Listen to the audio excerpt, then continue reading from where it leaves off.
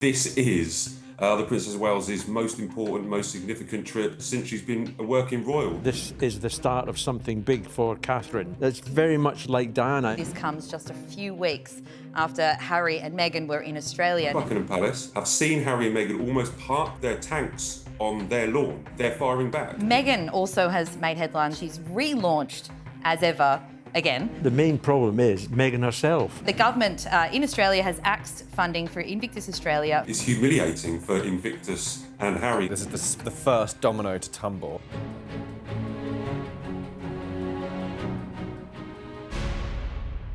Welcome to Royal Exclusive. I'm Bronte Coy, standing in for Matt Wilkinson this week. But don't worry, he will still be joining us from Italy, where he's reporting on Princess Catherine's royal tour. Also on the show, Meghan Markle is relaunching her lifestyle brand again, and Harry's Invictus Games has faced a major setback. Plus, should Andrew Mountbatten-Windsor get taxpayer-funded security back after a frightening alleged encounter near Sandringham, and Sarah Ferguson finds herself linked to yet another bad boy for life. I'm Bronte Coy, and joining me to unpack it all are Charles Ray, former royal editor at The Sun, and Jack Royston, royal correspondent for Newsweek. And from Italy, we have Matt, who also joins us now. Hello, Matt. How are you doing? Ciao. Yeah, very good, thank you. We've got a big moment for the Princess of Wales, and the reason you're in Italy, she will be kicking off her first overseas work trip in 4 years. What is the mood like on the ground there? Is there a lot of excitement?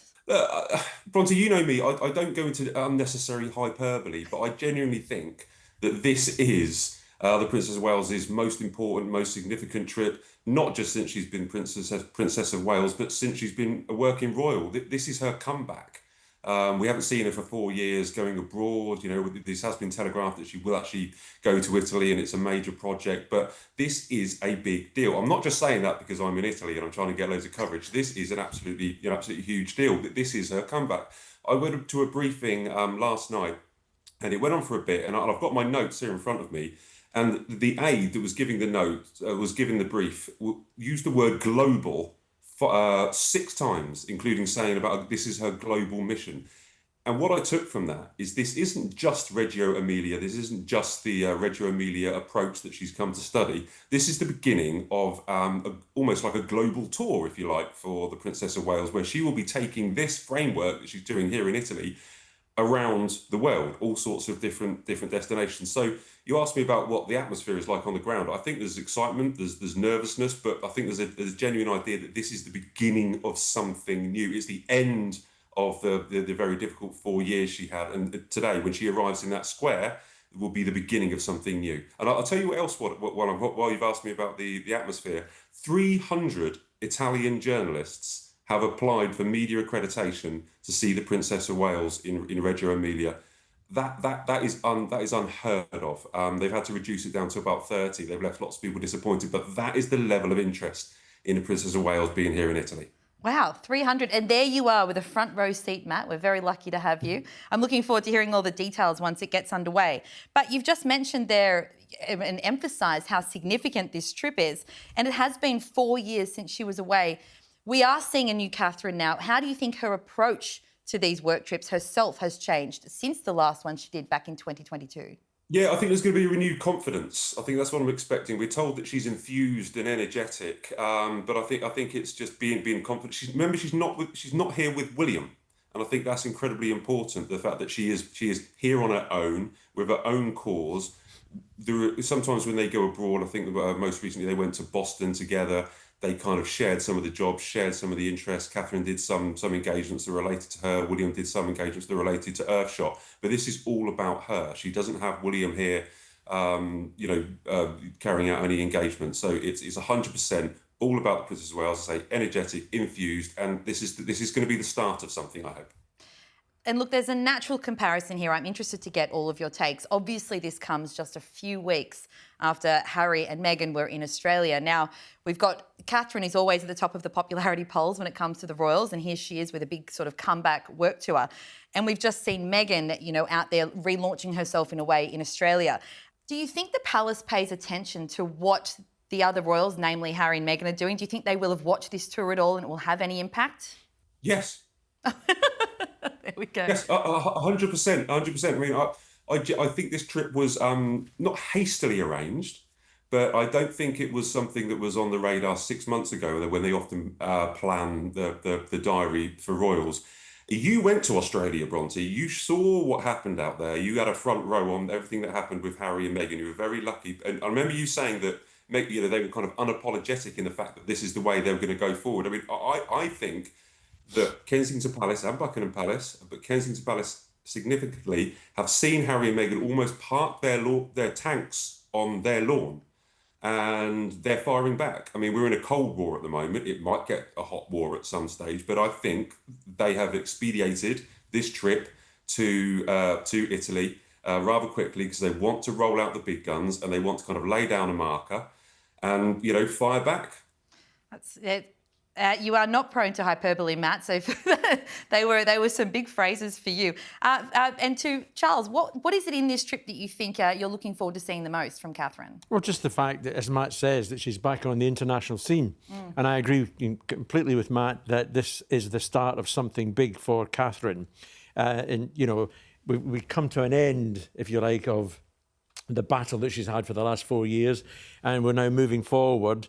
And I'm hoping we're going to see bigger and greater things from her, particularly on the international stage. I mean, as Matt said, it's all very well her being with William, but when she's on her own, she captures the imagination and the people's hearts.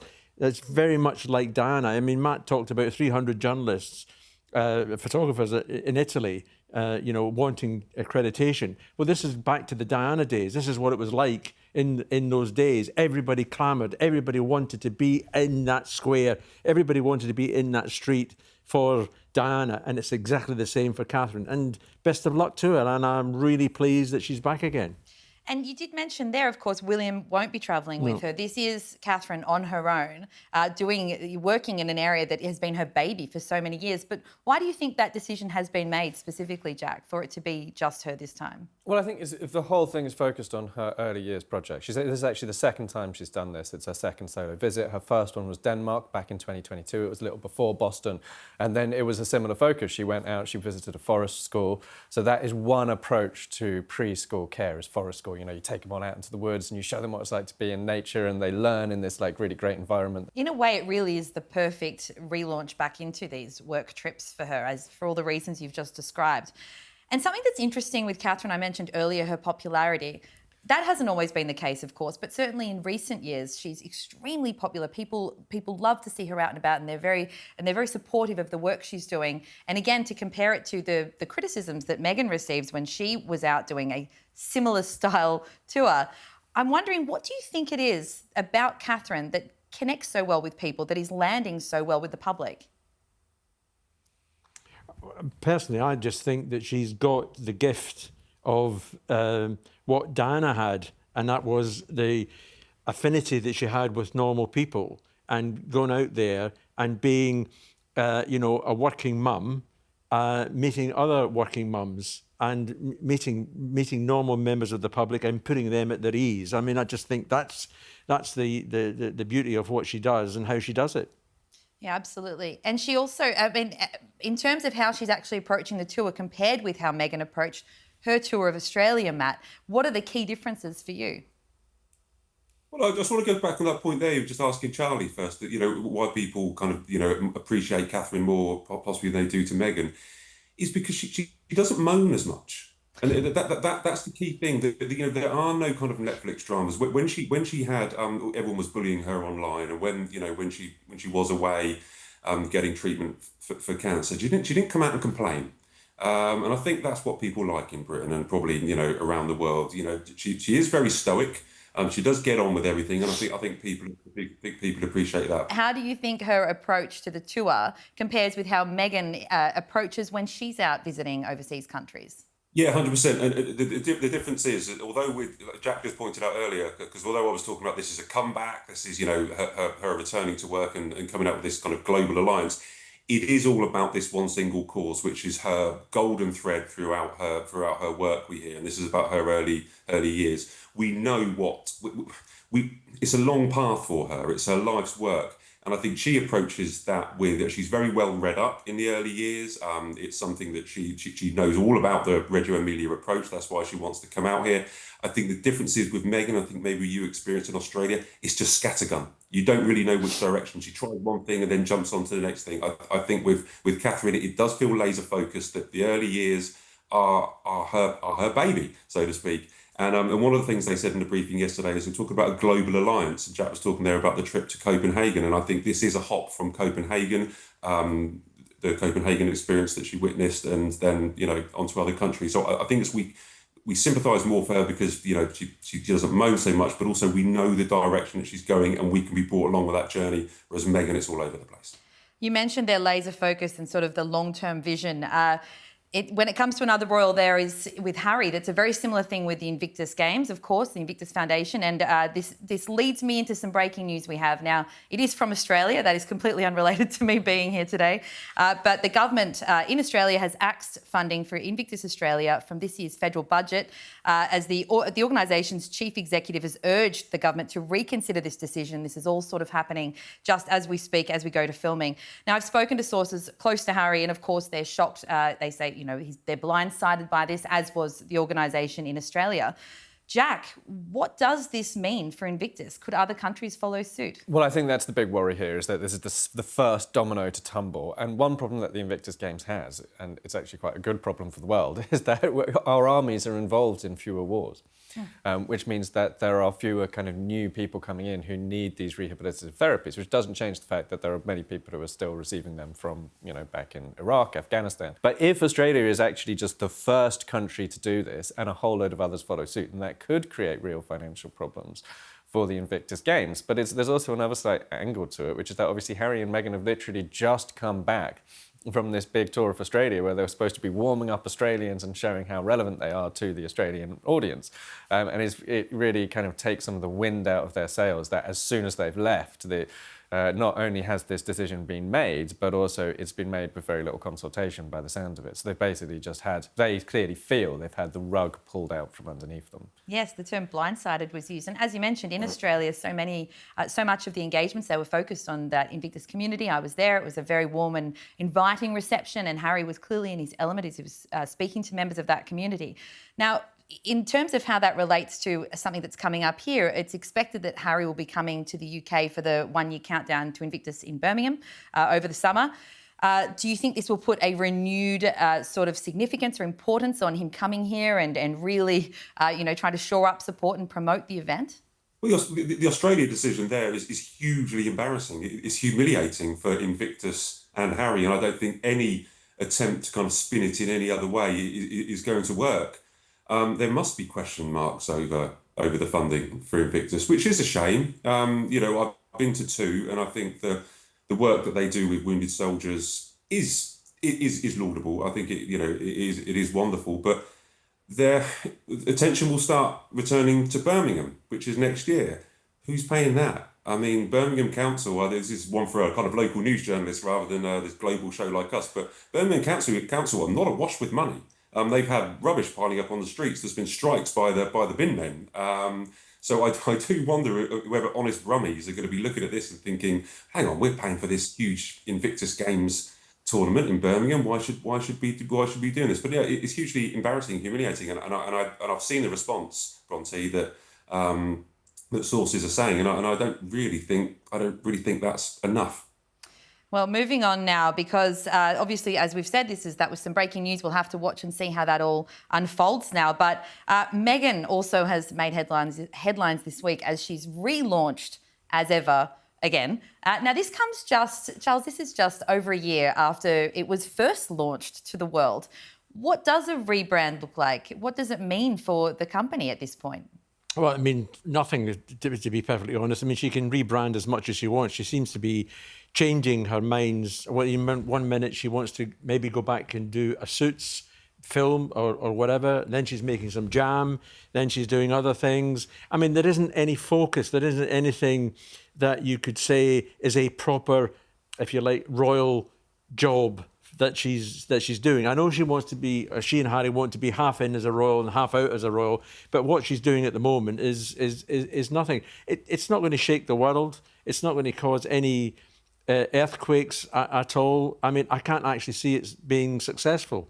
I know as well, Jack, you've spoken a lot with PR experts about the branding. I listened to your podcast. And I know over time you have been focused on this. I wonder what the optics are, though, of literally doing a relaunch at this point, though. It's quite a new company still. Yeah, exactly. Well, it's not just, yes, exactly. It is partly the fact that it's a new company, but it's also the fact that the challenge the company's facing isn't actually branding. You know, Meghan does get a whole load of free publicity because here we are talking about her and so does everybody else. What Meghan's lacking is a product that people feel they need to buy. You know, I think she gets a lot of curiosity sales of people who just want to buy the jam, which is the cheapest thing pretty much in the shop. So they get a lot of purchases for that. You know, you can kind of imagine yourself forking out $10 or $12 once just to see what it's like. But she needs a product that is going to really put her business on the map, that people feel they have to find out about. With Goop, with Gwyneth Paltrow's, it was her vagina-scented candles, which were just so out there and wild that a load of people, you know, really felt like they had to know what it was all about. With Meghan, it's the core product, it's the core offering that her business has. That's the issue. And so she needs to work on trying to get, I think, some of those price points down for the candles. You know, they're very, very expensive. She's, you know, selling kind of 3 jars of honey for like $60 and stuff like that. And so she needs to work on trying to get some of those price points down while keeping the quality and maybe just offering people something that they really have to buy. Because you can buy the King's Jam and, you know, it probably isn't super cheap either. In fact, it was on this show. I picked up a jar the last time I was on here, took it home. We all loved it. It was delicious. Haven't tried Meghan's yet. I'd like to if it's offered in Britain. But, you know, why do people have to keep coming back and back and back to her? She might go into it. You know, there's been some stories that maybe As Ever will start to do fashion because some clothes sizes were uploaded onto the site. That could be a good avenue for her. You know, it could be a good option. But she needs to really give people something that demands attention and that really drives people to go back and back and back to the website. She certainly hinted. It is ever so disappointing, though, Jack, isn't it? Sorry, Bonsi. Go on, Matt. It is ever so disappointing, though, isn't it, that when we were reporting on Meghan being in the UK, Jack, we were told there was this kind of tornado of energy and ideas and excitement and stuff, and just constantly just rebranding, and repackaging a jam. The branding's fine. Like, you know, there are things that you could fix about the branding. Like, you know, she could be in more of the Instagram photos and stuff like that. She could post on Instagram more regularly. But it's not the actual, like, it's not that it needs a rebrand. You know, maybe her Instagram needs to be more consistent, more reliable. She needs to be there more often. But yeah, like, you can't just endlessly rebrand if the problem isn't the branding. You know, the problem is she needs to have core product that people want to buy. And so, you know, constantly repackaging the same thing is not going to make any difference at all. And she actually, you know, she's in a very fortunate position compared to a lot of celebrities. You know, there are 1,000 reality TV stars desperately hawking stuff and getting way less attention than Meghan gets. So in a way, like the branding bit of it, she's very lucky. But she needs to get people in the store buying products. But isn't that the main problem? I accept and agree with everything you say about the branding. But the main problem is Meghan herself. And that is that it's Meghan herself who's not liked, certainly in this country. And from what I can gather from people that I speak to in the States, the popularity of Meghan and Harry is waning as well. So the problem's not the actual branding. It is Meghan herself. And she is now the only figure that's pushing that brand forward, of course, because we no longer have the Netflix series. So it's really all coming from the Instagram account. And Harry's heart's not in it. You know, you can really tell that Harry is not trying to sell them as a brand. Meghan is trying very well. She's trying quite hard anyway to sell them as a brand. I mean, that would be the end of the world if you got Harry on television with a pot of jam. I mean, that would be it. But that's exactly the kind of thing that he would. I don't think Harry would ever do. But yeah, with Meghan, look, if Meghan comes up with an incredible idea for something, and maybe it could be a TV show, maybe she does a Suits reboot and it goes brilliantly, and people fall in love with it, and they suddenly are like, you want to see every single episode of this Suits show, then they will naturally start liking Meghan more again. But right now, everything she's doing is kind of vanilla. It's very safe. It's not pushing the boundaries anywhere. It's not really demanding attention. And she's just doing 100 things kind of fine in an era of society when, you know, fine is just nowhere near good enough. Society had never been more inundated with famous people, more inundated with content across social media, competing with YouTube, which is where, their target audience was always young people. Young people watch YouTube now. They don't watch network TV anymore. They barely watch Netflix. They watch YouTube shows, and she's not on YouTube. And there's just been such a sort of buzz of speculation around Harry and Meghan, as always, but certainly in the last 12 months, because it did appear quite clear that they've entered this new chapter, and we've seen that with the Australian tour.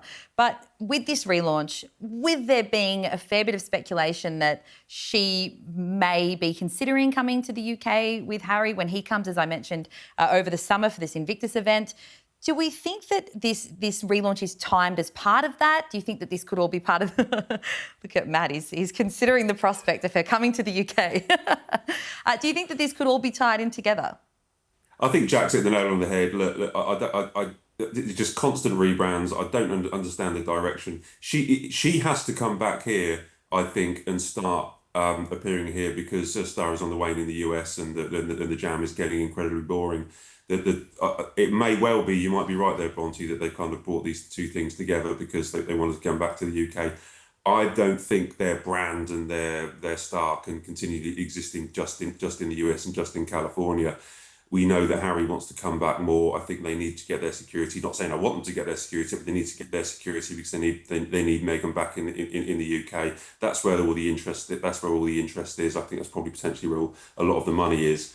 And you might be right. Maybe they've rebranded because they wanted her to come over in the summer. But she has to come back if they're going to succeed. Not forever, but she has to come back every now and again. And this is where I disagree with you. And I do not believe. I've always said to you that I do not believe that Meghan will ever come back to this country, because her coming back here, can you imagine what it would be like for her again to be out on the streets or at a job, or whether it's a royal job or a jam job or whatever? She'll get booed, and I don't think. I'm happy to bet a jar of jam on it. That's a lot of money, Matt. And I just don't think that she will be able to cope with the lack of enthusiasm from the British public for her being here. You just got to look at people and listen to what's being said about Meghan in this country. They don't want her here. Nobody wants her here. So you're saying she'll never come back? Oh, sorry, go on. Sorry? I said we've got Charles saying she's never coming back. We've got you saying she sort of has to for her business to succeed. Jack, what do you think? Yes or no? I think she's told. We've been told that she's taking the brand global. And there's only three markets for that: Canada, Australia, and Britain. So they've done Canada recently, they've done Australia recently. Harry will be doing Britain regularly. But yeah, I mean, she's gonna at some point have to come back. She might want to, if they don't get it together for her to come for Invictus, then she's got to work out when she's going to be ready to actually launch as ever in Britain. And when that moment comes, she's got to come here onto the ground and launch it. Like, you have to do that. You can't do these things half-baked, which she does a lot. The compromises with Love Meghan, not doing it in her own kitchen, all of that kind of stuff, killed the show. And she needs to do it properly. So when she comes to launch in Canada, she needs to be in Canada. When she comes to launch in Australia, she needs to be in Australia. And when she launches as ever in Britain, she needs to come to Britain on the ground, have a launch event, and do it properly the way that any PR professional or marketing professional would tell you to do it. And I think Harry just needs to let the security issue go. I don't think he's going to get the security provision he wants. He does still have some police protection under certain circumstances, and I don't think he's going to get the round-the-clock protection while in Britain that he's fighting for. And I think he needs to let it go. We've had this. You want to talk about it later, but I'm going to bring it in now because it's relevant. But we've had this scare with Andrew Mountbatten Windsor up at Sandringham, and so Harry will probably be thinking, well, that shows how much danger Meghan is in. So you're saying it's apples and oranges comparing Andrew and Harry. Yes, Matt? Can I just go back on Jack's earlier point, talking about Meghan going global, because she's been talking about how, she wants to launch as ever around the world. This goes back to my earlier point, and we have the Duchess of Sussex and the Princess of Wales going global. For the first time. I mean, I talk about hot war, cold war, whatever. It's the first time, I think, since they were clashing when they were both working members of the royal family, that we are going to see them kind of operating globally, moving around the world, grabbing headlines. And I'm going to be there with the popcorn. To be quite frank, I think we're going to have them. We're going to have them. It could be a collision course. Seriously, I think we need to be aware of this. I think it's really important that Jack's pointed out about Meghan's plan to go global in the same time that the Princess of Wales, we're being told, is going global. But that battle is the difference between a silk purse and a sow's ear. To be perfectly honest, it's an unfair contest. Look, I was all for Meghan when she first came across here to this country, and we all remember her being in Nottingham on that engagement tour and everything else, and her first royal visits, particularly with the Queen and whatever. She was lauded and everybody loved her and everything else. It all started to go wrong when she herself decided that she wanted to get out. And I don't think she's ever going to recover from that, personally.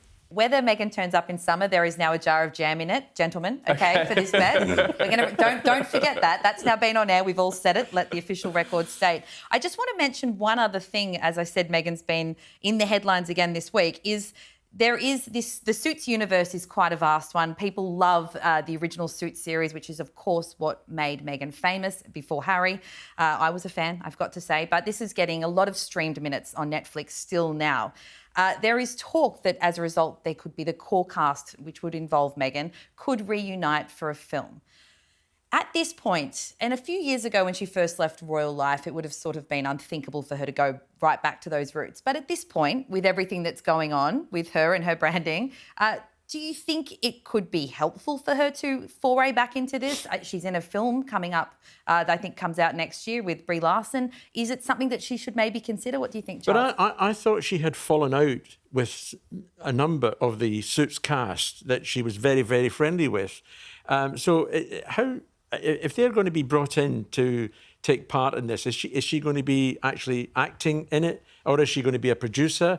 And that means that she's going to be their boss. Well, I wouldn't want Meghan as my boss. I can assure you of that. I reckon that. So basically, what happened was they were saying on the red carpet, we don't have her number anymore. They were being asked, are you still in touch with Meghan? And they were saying on camera, like, we don't really have her number anymore. Patrick J. Adams at one point was asked, why do you not stay in touch with Meghan? This was years ago. And they were all at the wedding. Yeah. They were all at the wedding in wedding. 2018. And then it was only a couple of years later that he said pure fear, I think was his response, which actually, this was before we knew, this was before the kind of Times bullying stuff had come out.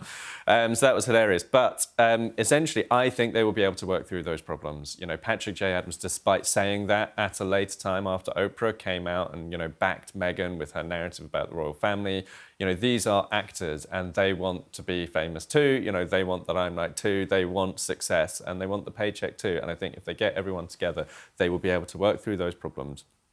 And they all want to cash in on the fame that Suits has found. And I think actually a lot of those actors would be quite pleased and, they would approach that reconciliation in a very positive way. Because I think actually a part of what upset them was the fact that Meghan kind of cut and ran. So I think that they would want to heal that relationship. My personal view is Meghan should act in it. She should star in it. I think it's crazy that she didn't go back to Suits when she came back to America. Half the problem she's experiencing now, she would not have experienced if she'd just gone back to what, she got famous for doing and gone back to this series that now turns out is hugely popular now that it's on Netflix. And as you said, look, they may have fallen out, but I do think that money talks. And money talks. If there is the opportunity to bring the absolute core cast back, I agree. I think it would be a wonderful idea. I accept that the difference between Meghan is she's more Hollywood than she is royal. There's no doubt about that. I agree with Jack that if she was to go back into some sort of project, whether it Suits or something else, that's a film or whatever, she'd probably do reasonably well with it. But she would be doing that because she's Meghan, Duchess of Sussex, not because she's Meghan Sussex.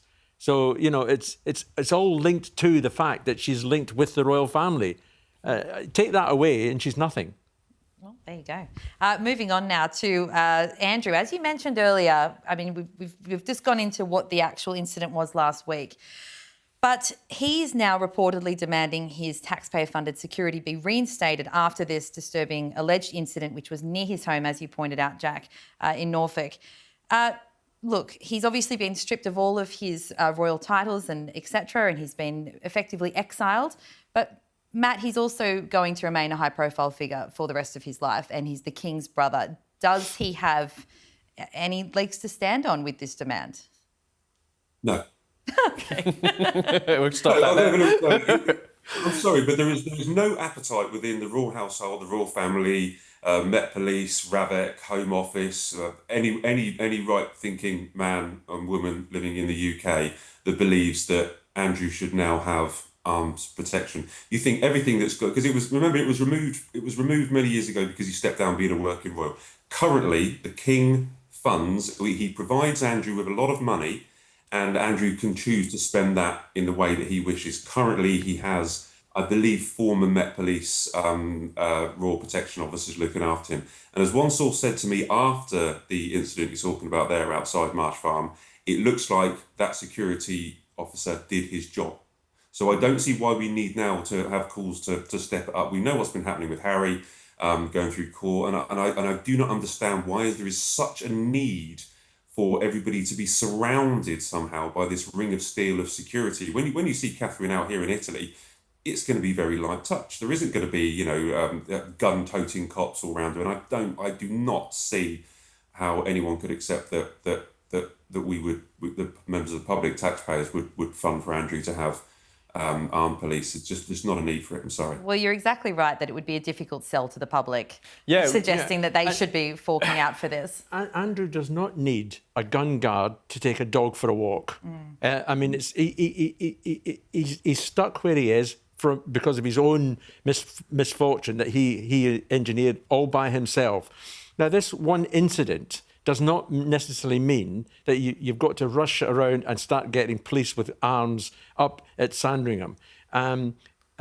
We'll have a court case and we'll see what actually did happen. It looks, from what we already know, that this guy got out of his car and started to shout and scream at Andrew, and that was it. And the guy, the private security guy, the former Met guy, did his job. He got him in the car and away. I was concerned about, did he manage to pick up the dog and get the dog in the car? The late Queen's corgis, I think. I don't think it was one of the corgis. From a picture that I saw, it did not look like a corgi, but I could be wrong. That's the investigative journalism part of the story. I should have looked at the photo a little bit more closely, outing myself as not a dog breed enthusiast.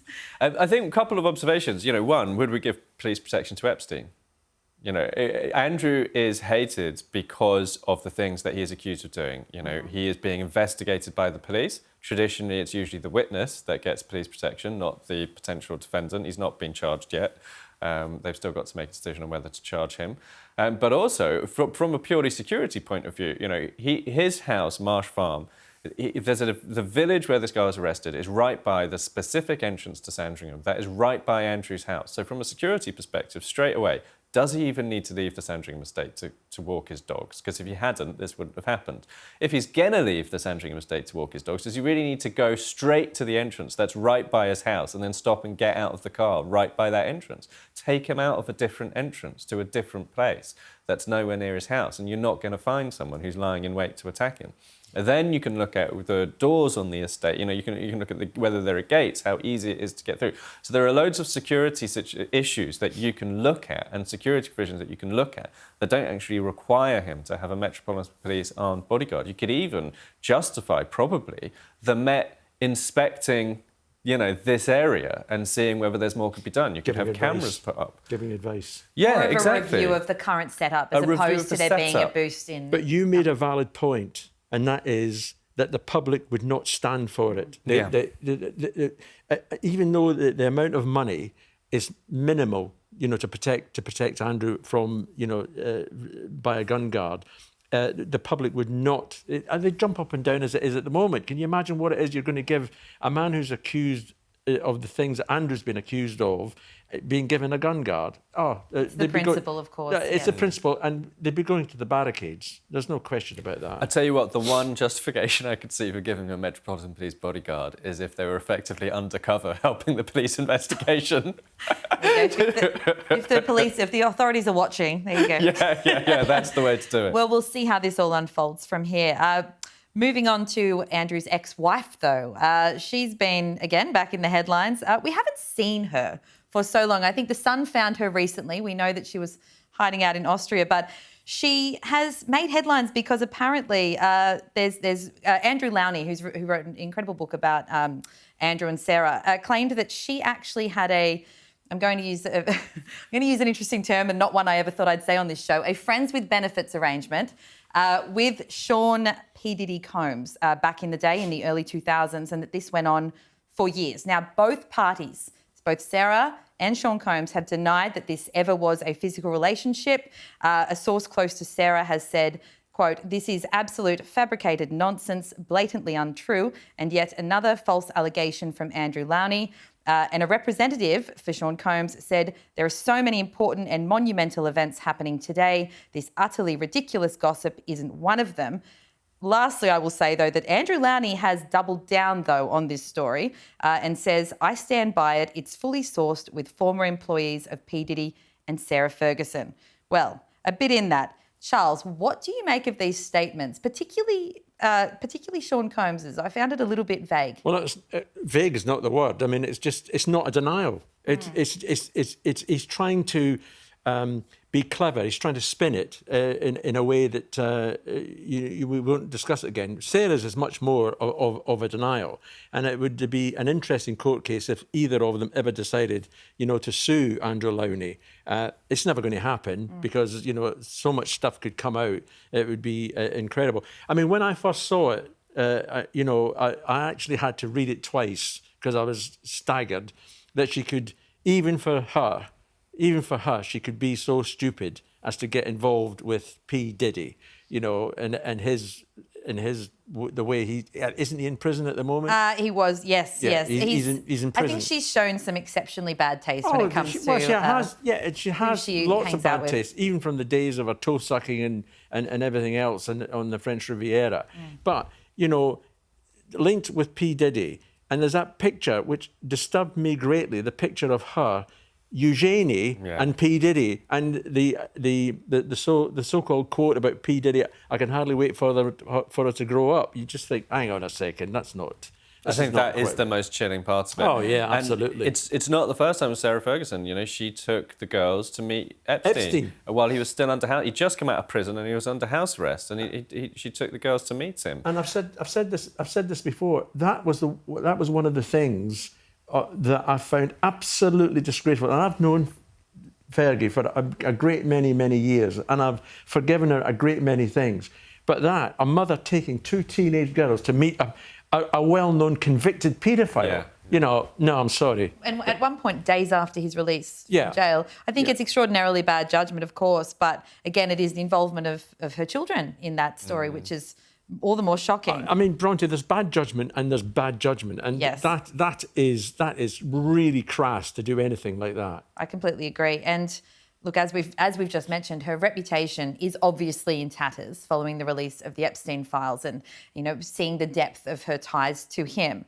But she's been laying very low, and there have been a lot of headlines and unflattering claims and allegations coming out about her. But to have a source close to her come out with this strong statement about this story in particular, why do you think it was important for her to speak on this one? Well, look, because there's photos of her daughter with Diddy, so that's very disturbing right from the off. B, it expands this into, there is not actually in existence a clear, coherent allegation that Sarah Ferguson had slept with Jeffrey Epstein.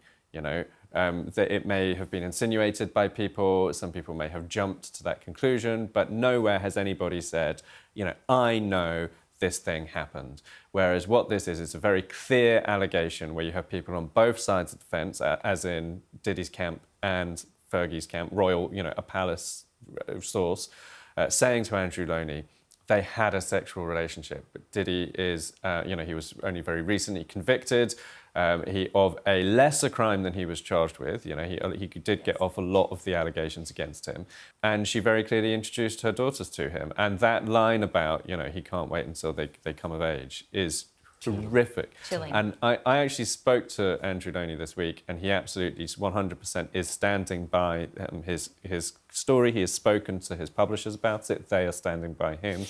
And he, the point he made to me was, look at Fergie's track record. We have those emails where she came out in February 2011 and said, I abhor paedophilia. You know, her exact wording, I think, was, I hugely regret that Jeffrey Epstein became involved with me, rather than I got involved with Jeffrey Epstein. She said all of this stuff on the record to the Evening Standard, and then went and emailed Jeffrey Epstein and said, I feel hellacious about it all. I'm so sorry I let you down. I was made to do it by the evil media who forced me to denounce you. Supreme friend. Yeah, she said she was bedridden with anxiety about what she'd been made to do. Well, Matt, I think you actually need to duck off, but you have a very good reason. The Princess of Wales is going to turn up in Central Italy, and I've got to go cover it. So I'm going to have to say goodbye to everybody in a minute. Will you say hello to her from us? Yes, say hello to her from Royal Exclusive. That is a very acceptable excuse to leave the show midway, Matt, and we will absolutely accept that. So thank you so much for your time. Ask her if she's got any jam.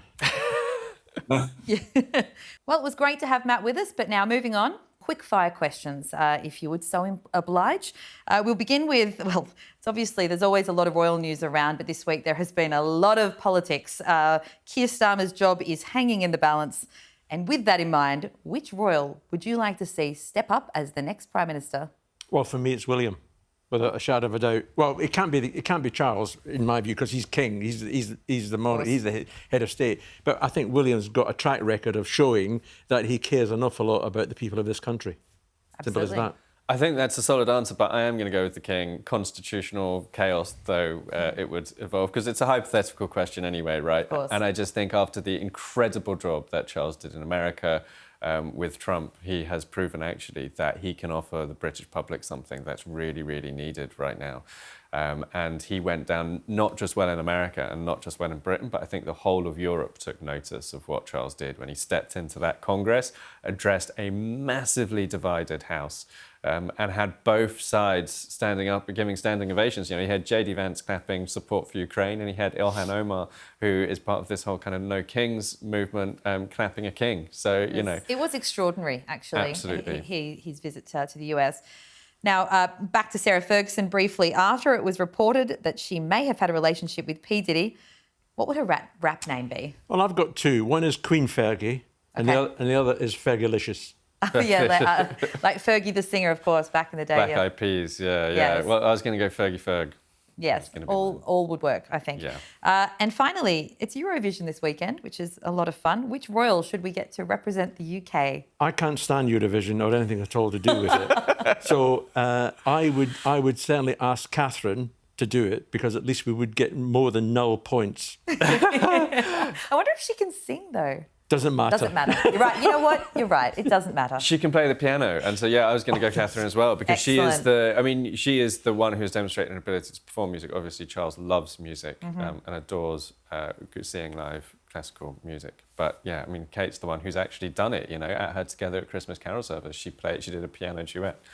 So, yeah, she's got to be the number one choice. Well, now that overseas travel for her is back on the agenda, next year, who knows? Maybe she'll be there. Thank you so much to both of you for joining me. I know we had a lot to discuss today, and I really appreciate your insights.